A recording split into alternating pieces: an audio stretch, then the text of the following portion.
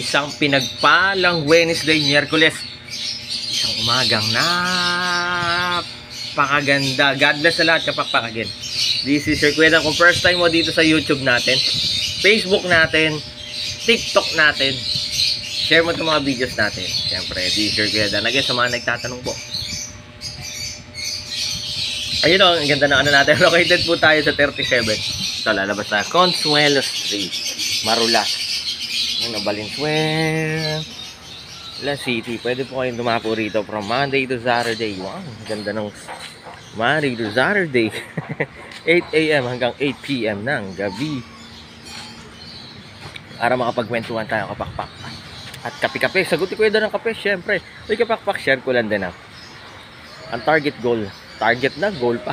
Goal ng Dan Cebunan by 2030 is lahat ng bahay sa Metro Manila, Luzon, Visayas, Mindanao, merong at least kahit isang ibon or isang pares ang inaalagaan. Kasi gusto namin ma-experience nyo. Ang lupit, ang saya, ang ganda, grabe ng sarap ng pag-aalaga ng ibon. Kasi lagi nyo tatandaan, kapakpak,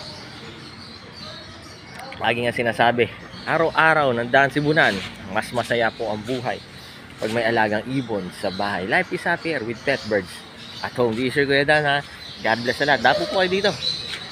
Bye-bye.